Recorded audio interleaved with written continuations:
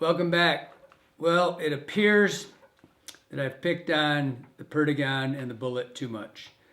And I keep saying that they have no soul.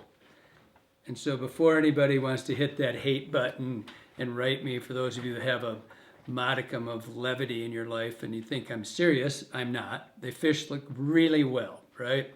And so we got a ton of people writing in saying, what are flies with soul? So we're doing one with what are flies with soul. So when you look up here, you got a bullet and a perdigon, and you can see they're very, there's not much to them, right? There's a bead, some mylar, a totally non-needed tail. And so basically, and again, the things fish like crazy. Yes, I fish them too. They're great. They catch fish like crazy. And they're not a really, if you look at it over here, one of the top selling flies in the history of the world is the Copper John. If you threw a Copper John on a tungsten bead, put it on a jig hook, it's gonna hunt too. It's just, but it's really what I was talking about, and it's really more just kidding around, but flies have become really just basic nymphs, have become basically mylar, right? And when I say they have no soul, this is a jig fly right here, it's a caddis.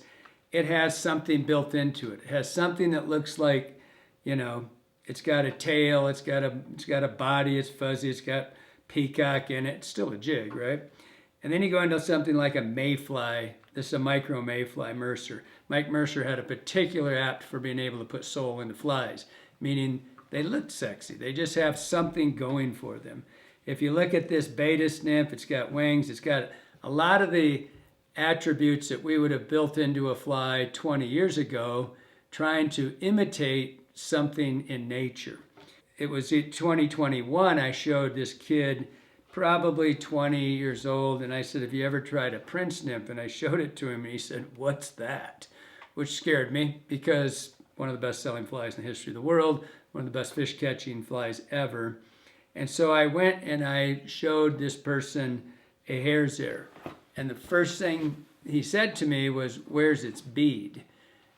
That cut to the core, man. I was like, that fly has caught as many fish as any fly on the planet, right? And I don't want to see people lose their way and be totally lost strictly in the mylar and the bead world, because all these flies they all have a purpose, right? And a bead's great if you want the fly to go down. Well, God help you if you're trying to get up into the mid-column and fish an emergence, and all you have in your arsenal are beads. It's kind of a little tougher to do, right? And so then I've got this hare's ear with true soul that's got a split wing case for an emergent style fly with a jungle cock. And so you're stepping it up. And all I'm saying is build a little sexy into your fly. It won't hurt it. Don't just go straight mylar. And the very last one here is I've got a casual dress, which is like a 50-year-old fly, right? It's got style. It's got a little style in it. It's not just a piece of damn mylar. It's not just a disco ball. Got something else going for it besides sinking quick and getting down there. But again, yes, I do fish them. They fish great. But try getting a little soul into your fly. Give it a little sexy. You'll like it. Hope you like it. Hope you helped it out. Hope you helped out. Hope it out.